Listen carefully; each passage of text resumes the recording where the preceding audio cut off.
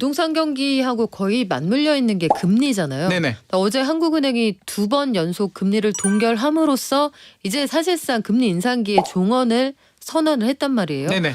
요거 시장에 어떻게 반영될까요? 현실적으로 더 올리기는 어렵지 않나라는 분위기고요.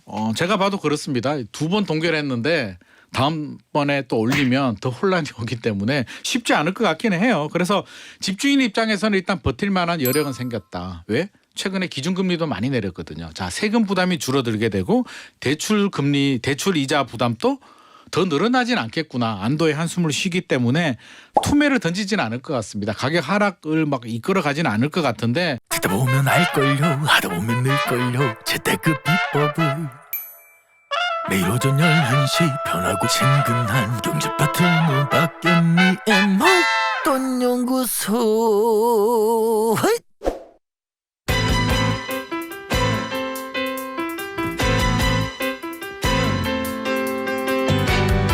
네, 어제 전해드린 대로 한국은행은 이제 금리 인상 사이클을 사실상 종료하는 분위기입니다. 그 와중에 서울에서는 9차 줍줍까지도 미분양이 해소가 안 된 그런 단지도 또 나왔고요.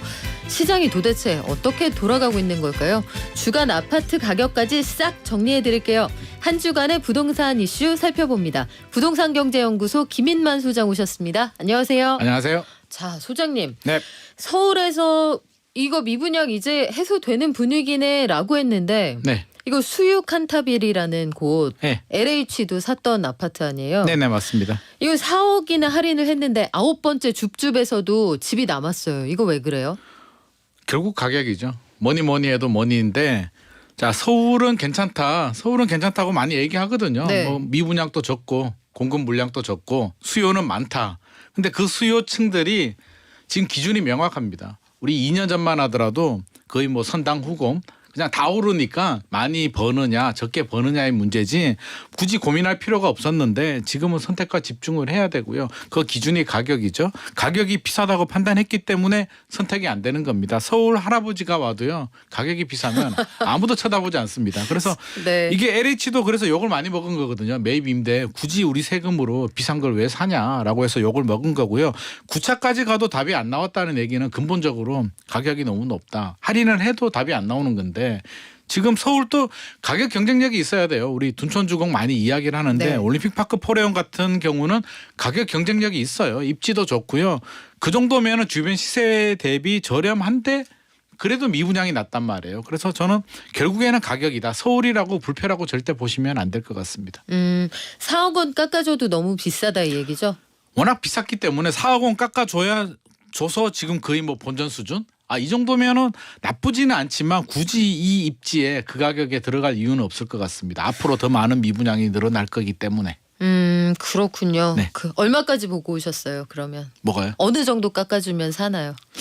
저 같으면은 뭐 저는 안 볼 것 같은데요.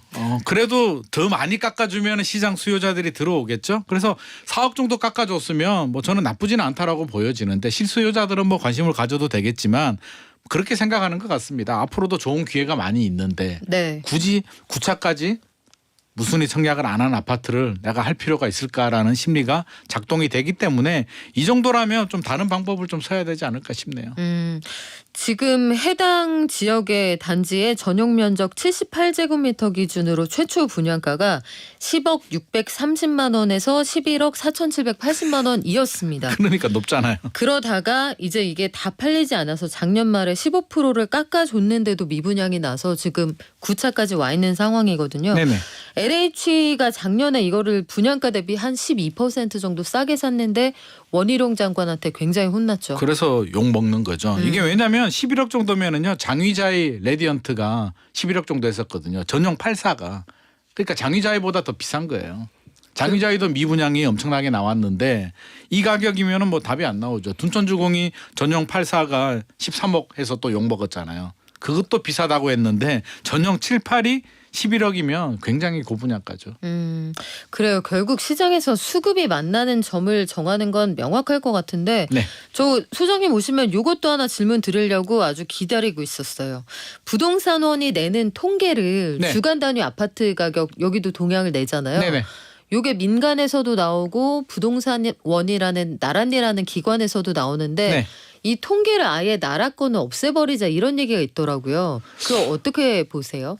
굳이 없애면 그분들 일자리가 없어질 텐데요. 아니 그런 차원은 좀 부차적인 얘기고 네. 시장에서 이 통계가 의미가 있냐? 저는 의미 있다라고 보여집니다. 굳이 없앨 필요는 없을 것 같고요. 물론 국가 살림이 어려워서 구조조정해야 된다면 뭐 어쩔 수는 없겠지만 그런 이유 아니라면 우리는 모든 통계를 다 문을 열어두고요. 그 추이를 봐야 되거든요. 숫자 하나하나에 네. 너무 함몰될 필요는 없고 0.1% 올랐다 내렸다가 중요한 게 아니라 추이 자체를 볼 때 뭐 KB보다는 이제 부동산원이 약간 좀 보수적이기도 하고요. 표본 수도 보수적이라 적고요. 함은 가격이 어떻다는 제대로 뜻이죠? 시장 반영이 좀 안 된다라는 비판의 목소리들이 있습니다. 네. 이전 정부 때도 집값 많이 올랐는데 부동산원 통계를 보면 많이 안 오른 것처럼 나오는 거고요. 많이 떨어졌는데 많이 안 떨어진 것처럼 나오기 그러면 때문에. 통계가 정확하지 않다는 뜻 아니에요? 그렇죠. 하지만 저도 네. 그 부분도 저는 의미가 있다고 보는 거죠.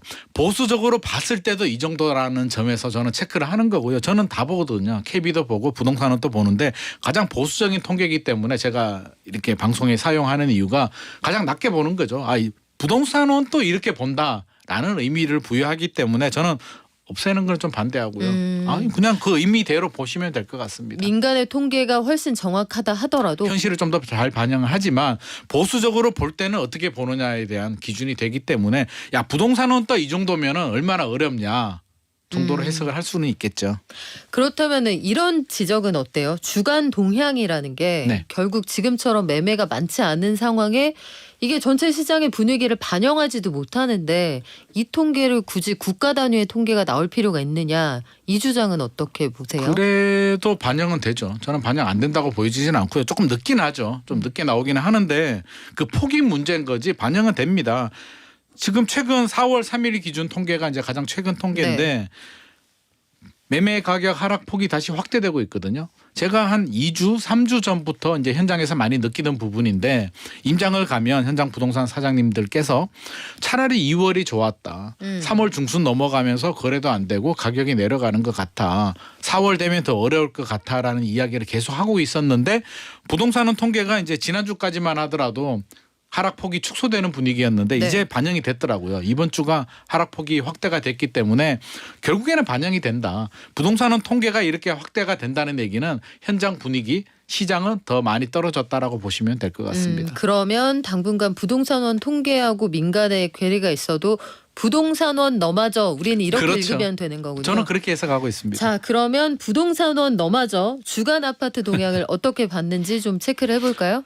이번 주가 하락폭이 확대가 됐는데요. 전국 같은 경우 마이너스 0.19%에서 마이너스 0.22%로 0.03% 확대가 됐고요. 서울은 0.13, 0.13 동률인데 수도권이 0.19에서 0.25 하락폭이 더 확대가 됐고요. 지방도 0.18에서 0.2. 그러니까 전세는 괜찮아요. 하락폭이 계속 축소되고 있는데 매매는 서울을 제외하고는 하락폭이 확대되는데 저는 다음 주도 더 확대될 것 같습니다. 이게 일주 만에 반등하기는 어려울 것 같고요. 네. 만약에 다음 주에 하락폭이 축소가 된다면 통계가 문제 있는 거 아닌가 하는 생각이 드는데 일단 현재의 분위기는 그렇고 유일하게 오르는 곳이 이제 개발 호재가 있는 지역들 뭐 용인시 처인구 반도체 발표된 지역들은 0.29% 올랐는데 이거는 운이고 뭐 예외적으로 봐야 될 것 같습니다.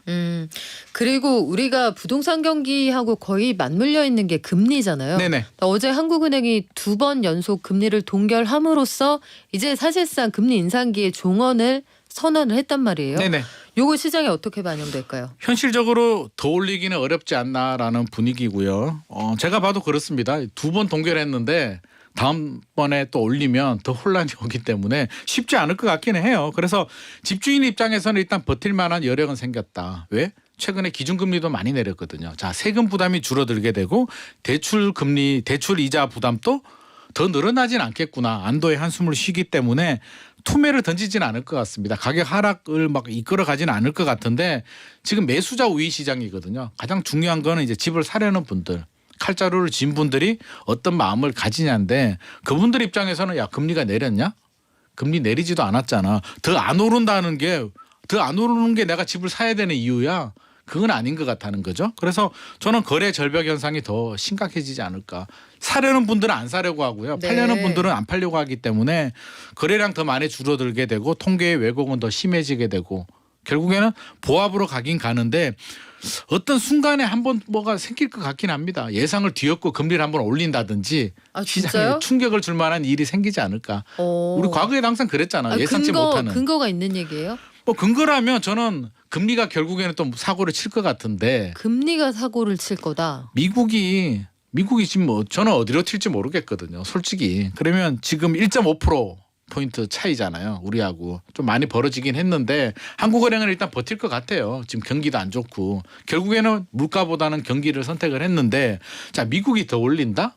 0.25 올려요. 아, 그 정도 참을 수 있는데 다음에 또 0.25? 그럼 2%포인트가 벌어졌을 때 미국이 두 번이나 더 올릴 여력이 있을까요? 그걸 알 수가 없잖아요. 지금 나는 파월 의장을 솔직히 모르겠어요. 저는 파월 의장도 잘 모르는 것 같아요. 네. 지금 어떻게 가야 될지. 우리 한 2년 전만 하더라도 이렇게 올릴 줄 몰랐잖아요. 저는 분명히 믿었거든요. 파월 의장을 믿고 2023년까지 금리 안 올린다는 말을 철석같이 믿고 어디 방송 가가지고 야 2023년까지 금리 안 올린다. 집값 그때까지는 안 떨어질 것 같아라고 이야기했다가 요건 제가 다 먹었거든요. 그래서 솔직히 못 믿고요. 만약에 예상치 않은 이런 상황이 발생한다면 네. 한국은행 입장에서는 과연 따라갈까 멈출까에 대한 굉장한 고민을 할 것 같아요. 그래서 만약에 0.25라도 올린다면 두 번 동결이 되고 끝나는 분위기고 이제 시장에서는 끝났다는 분위기잖아요. 아, 더 이상 올리진 않을 거야라고 생각을 하는데 항상 예상치 못하는 변수가 생겼을 때 우리는 충격을 먹거든요. 네. 그런 상황이 생겼을 때 또 한번 출렁되지 않을까 자, 개인적으로 생각을 합니다. 그러면 앞으로 반년 안에 판가름이 날 텐데 네. 소장님은 금리가 한번 튈 가능성도 있다. 저는 그렇게 보고 있습니다. 저는 없다. 6개월은 모르겠는데 내기 한번 가시죠. 다시. 또 커피 내기? 커피 내기 이번에는 제가 지면 제가 쏘겠습니다. 아 진짜요? 네, 저는 좋습니다. 금리 인상 더 이상 없다. 아 없다. 네. 저는 한 번은 올린다. 한국에서요. 한국에서. 한국에서 네, 커피 한 잔 오케이, 내기. 알겠습니다. 상황이 어떻게 될지 좀 지켜보겠는데 네. 그렇다면 금리가 동결됐다는 사인이 그 자체로 시장에 아주 긍정적이다. 또 그런 것만은 아니고요. 일단 동결 선언을 좀 해줘야 될 것 같고요. 지금 한국은행 총재도 뭐 어쩔 수가 없습니다. 제가 한국은행 총재라도 그런 발언을 할 수밖에 없을 텐데 끝난 거 아니다라고 지금 뉘앙스는 주고 있는데 실질적으로 끝난 분위기이기 때문에 어쩔 수는 없을 것 같기는 하지만 그래도 저는 좀 지켜봐야 된다. 최종 끝난 건 아니고요. 네. 시장의 매수자들이 한번 움직일 때는 인하될 때. 금리가 0.25라도 인하되면 아마 큰 폭으로 매수자들이 한번 유입이 될 겁니다. 동결만 가지고는 부족하다. 동결은 안 되고요. 동결은 이미 예상했잖아요. 예상한 거 가지고 안 되고 6개월 내에 인하가 한번 되면은 큰 폭으로 한번 반등이 있지 않을까. 그때 한번 반등이 있을 것 같긴 합니다. 그러면 금리라는 큰 거시 변수가 있든지 아니면 호재가 필요하다는 얘기인데 네. 지난주에 용인시에서 그 아파트 가격이 들썩이는 곳이 굉장히 도드라진 데가 한 군데 있다고 하셨어요. 네네네. 근데 이런 데 아니면은 그러니까 호재가 특별히 없으면은 전체적으로 시장 가격은 추가 하락할 가능성이 있다. 이런 그렇죠. 얘기예요. 지금 굉장히 불안한 상황이고요. 자, 집을 사는 분들은 마음이 똑같아요. 실수요자들도 그렇고요. 투자자도 그렇고요. 집값이 오른다라는 집값 상승에 대한 기대감이 있을 때 우리가 투자 결정을 하는 거지. 오를 것 같지가 않고 내릴 것 같은데 굳이 세금 내고 대출이자 내고 아무리 실수요자라도 전세 사는 게 더 유리하지 않을까요? 결국에는 이번에도 이제 용인에 집값이 올랐던 그 아파트도 삼성이 300조를 투자한다고 하니까 그 시골 동네가 그 논밭이 있잖아요. 시골 동네가 평택이나 저 동탄처럼 그렇게 된다고 하니 기대감이 높아질 수밖에 없고요.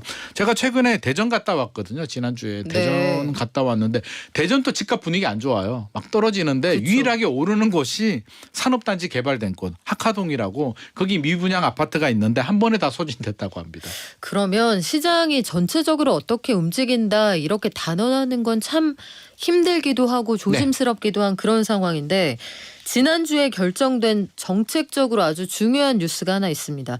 지난주에 4월 5일에 결정된 사실 구문인데 이거 왜 가져왔어 하실 분들 계실지 모르겠지만 요게 그래서 그 뒤로 어떻게 되었느냐 그게 더 중요하잖아요. 네. 서울시가 압구정 여의도 목동 성수 토지거래 허가 구역으로 지정한 요 기간을 연장했습니다. 네, 안 그 풀어준 거죠. 뒤로 부동산 시장 어떻게 움직이나요? 저는 당연한 현상이라고 보여집니다. 이게 시기가 안 좋았던 게 집주인 입장에서는 굉장히 좀 열받죠. 야, 집값 올랐을 때 우리 실거주 하는 사람들만 허가해 주는 토지거래 허가를 했는데 집값 오르지도 않는데 왜 안 풀어주는 거야? 뭐 당연히 그렇게 비판을 할 수 있는데 자, 역지사지 해가지고요. 제가 서울시장이라면 과연 지금 분위기 풀어줄까? 만약에 풀어줬다가 집값 혹시라도 오르면 그 모든 비판에 대한 책임은 내 몫이거든요. 절대 풀어주지 않고 우리 부동산 정책의 메커니즘은 아주 단순해요. 오버슈팅 되면 규제하고요. 언더슈팅 되면 규제 푸는데 이게 1월이 갱신 기간이었으면 풀어줬을 거예요. 막 집값 떨어졌을 때. 네. 근데 그 사이에 급매물이 거래가 되고 호가가 오르고 경착륙은 막았단 말이에요. 최악의 상황은 벗어난 상황에서 굳이 지금 저는 안 풀어준다고 했어요. 3월부터 안 풀어줘. 절대 안 풀어줘라고 했는데 역시 안 풀어줬고 4월 여의도 목동 성수 이게 안 풀어줬다는 얘기는 앞으로 남은 지역들 잠실이라든지 삼성동도 안 풀어줍니다. 그래서 혹시라도 하는 생각 가지지 마시고요. 내년까지 1년 더 기다리셔야 됩니다. 근데 이걸 풀어주지 않는다라는 게 아예 사고팔고가 전혀 안 된다 이런 뜻이에요? 실거주자만. 그러니까 내가 입주할 수 있는 사람들만 되고요. 전세 끼고 갭 투자가 안 된다는 거죠. 샀으면 들어가서 살아야 무조건 된다. 그 들어가는 얘기죠? 조건으로.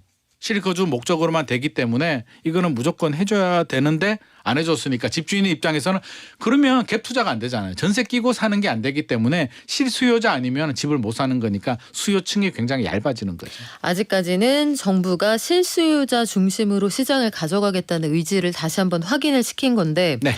분양권 전매는 7일부터 풀렸잖아요. 예. 요거하고 그 앞에 나온 정책하고 약간 헷갈리기도 한단 말이에요. 그렇게 말씀하시는 분들이 많아요. 아니 네. 도대체 왜 집값 살리겠다고 풀어주다가 토지 거래가는 왜 안 풀어줘야라고 얘기를 하는데 보시면은요. 전매 제한은 1.3 대책 때 발표된 거예요. 그래서 후속 대책이 4월 7일에 나온 거고 시행령 개정을 해서 나온 거기 때문에 새로운 내용은 아닙니다. 그래서 기존은 똑같아요. 이게 1.3 대책 이후에 추가 규제 나온 거 없거든요. 그래서 토지 거래가 안 풀어준 거고요. 집값이 만약에 갑자기 4월, 5월에 폭락을 한다라고 하면 풀어줍니다.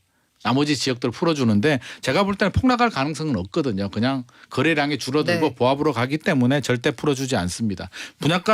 분양권 전매는 1.3 대책 때 나온 거기 때문에 풀어주는데 이게 뜨뜻미지근한 게 하나 안 풀어준 게 있잖아요. 실거주 의무는 안 풀어줬고. 아 진짜 그거는 어떻게 되는 거예요? 안 풀어준 게 아니라 못 풀어준 거죠. 왜요? 이게 1.3 대책 때 동시에 발표가 됐는데요. 자, 이거 분양권 전매는 시행령이에요. 주택법 시행령이기 때문에 국무회의를 통해서 그냥 정부에서 하면 되는데 국회에 안 갔다 와도 되는군요. 그렇죠. 국회 안 가야 네. 되는데 하필이면 실거주 의무는 주택법 개정 사항입니다. 국회 가야 되는데 요즘 국회가 좀 바빠가지고요. 국회 들어가면 함흥차사입니다. 그래서 논의 자체도 안 되고 있어서 최근 제가 아시는 기자분이 뭐 연락을 했대요. 국토부에 어떡하냐. 지금 전매 제한은 허용이 됐는데 실거주 의무가 있으면은 못 파는 거잖아요. 그쵸. 입주를 해야 되는데 네. 입주는 공사가 끝나고 입주하는 거잖아요. 그럼 분양권 어떻게 팔아라는 거야? 라고 하니까 한 가지 팁을 줬다고 하더라고요. 뭐라고요? 자, 이게 편법도 아니고요. 말도 안 되는 이야기인데 네. 자, 분양권을 팔았죠. 실거주 의무가 남아 있잖아요. 그러면 기다렸다가 그 집에 전세를 들어가서 2년을 살면 아이고. 실거주 의무가 된다라고 하는데 이게 말인지. 그래요. 이거는 뭐 블랙 코미디이겠습니다만 네. 정책의 방향성이 제각각이잖아요. 네네. 그러니까 이렇게 되면 서울, 부산을 동시에 어떻게 갑니까? 대전에서? 그러니까요. 이게 사실 정책의 일관성도 좀 없고요. 이게 좀 막 혼란스럽죠. 왜냐하면 이게 실거주 의무가 왜 중요하냐면 자, 소급 적용은 해준다라고 하는데요. 우리가 집을 입주할 때 1년 전이든 2년 전이든 내가 입주를 해야 되느냐 전세를 주느냐를 결정을 하잖아요. 그렇죠. 그래야 내가 지금 살고 있는 집이 만약에 내 집이라면 팔든지 새로운 세입자를 구하든지 내가 전세 살고 있으면 연장을 해야 될까? 그쵸. 연장을 하지 말까를 결정해야 되는데 지금 그게 확답이 안 나오기 때문에 야 이거 전세를 갱신을 해야 되는 거야 말아야 되는 거야. 올림픽파크 포레온이 2025년 1월 입주거든요. 이제 뭐 1년 반 정도 남았는데 네. 지금 또 불안해하세요. 야 그때까지 국회 통과 안 되는 거 아니야? 아니 이사는 장기적으로 계획들을 하시니까 그렇죠, 그렇죠. 또 아이들 진학 문제도 있고 맞습니다. 이거는 되면 된다 안 되면 안 된다 빨리 알려주면 좋겠는데 아니 그거는 사실 이제 우리 손을 떠나서 그렇죠. 국회하고 정부가 정리할 문제라고 쳐요. 네네. 분양권 전매 제한 이 규제를 풀어준다. 이거는 사고팔고 자유롭게 하면 시장이 다시 들썩거리는 거 아니에요? 그랬으면 좋겠는데요. 네. 뭐 그러지는 않을 것 같습니다. 자, 매수자 입장에서 생각해 보자고요. 칼자루를 쥔 매수자 네. 입장에서 굳이 집주인이 파는 분양권을 내가 사야 돼. 앞으로도 분양 물량이 많고 미분양이 늘어나서 내가 선택의 폭이 굉장히 넓은데 2년 전처럼 막 나는 당첨되고 싶은데 물량이 없어. 나는 무조건 떨어져. 그러면 피를 주고라도 사는데 지금 분위기에서 집주인이 파는 분양권을 살 이유가 없죠. 그래서 최근에 그 청량리역에 이제 분양권 점유가 풀린 단지가 있어요. 풀리자마자 마이너스 3억 프리미엄이 나왔어요. 그 뉴스에서만 보던 마피가 드디어 등장을 그렇죠. 한 집주인은 거예요. 팔고 싶은데 못 팔았는데 헐값이라도 지금 팔겠다는 거죠. 그러니까 이게 집값이 올라가는 게 아니라 오히려 하락을 부추길 수도 있다라는 이야기가 지금 나오고 있습니다. 그래요. 이게 정책이 예상하지 못한 효과들이 좀 나타난다 이렇게 볼 수도 있는데 네. 실거주 의무 관련해서는 아직까지 어떻게 된다 가타부타 말이 없는 상황인 거잖아요. 국회에서 뭐 지금 아무런 논의가 되고 있지 않고요. 국토부에서는 몰라 우리 소관 아니야. 국회로 넘어갔어라고 지금 소관 이야기를 맞는 하고 것 있어서 그렇죠. 설득을 하고 네. 가장 아쉬운 거는 그거예요. 이게 발표되기 전에 국회하고 여당 야당 정부가 같이 머리를 맞대고 네. 협의를 한 다음에 발표를 해야 되는데 발표부터 해버리고 국회로 넘겨버리니까 국회는 우리 일정 또 바쁜데 굳이 이거를 왜 어설프게 건드렸다가 또 투기가 생기면 또 국회 책임이 되기 때문에 지금 섣불리 못 움직이고 있고요.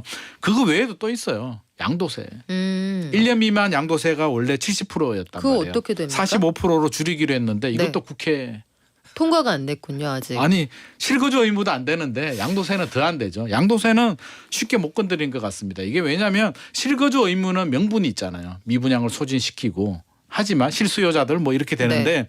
양도세는 이게 아니 투자한 사람들 세율을 왜 깎아주지? 라는 비판의 목소리가 있기 때문에 더 쉽지 않을 것 같습니다. 자, 우리 2359님 그 질문을 소화를 하면서 오늘 마무리를 하죠. 네.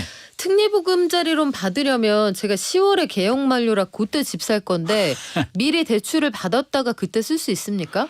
미리 대출을 받을 수는 없을 것 같은데요. 뭐 계약을 했다는 얘기인가요? 쉽지 않을 것 같고요. 지금 한도가 한 56% 정도 소진된 거로 나오거든요. 네. 39조 6천억인데 얼마 안 남았어요. 그래서 10월까지는 안 될 것 같고요. 저는 이게 소진이 되면 2차 특례보금자리 나오지 않을까. 침체가 되면 기대를 하고 있기 때문에 너무 걱정하지 마시고요. 10월 달 상황 보시면 될 것 같습니다. 네, 지금까지 헷갈리는 부동산 시장 싹 정리해 주신 김인만 소장이었습니다. 고맙습니다. 감사합니다.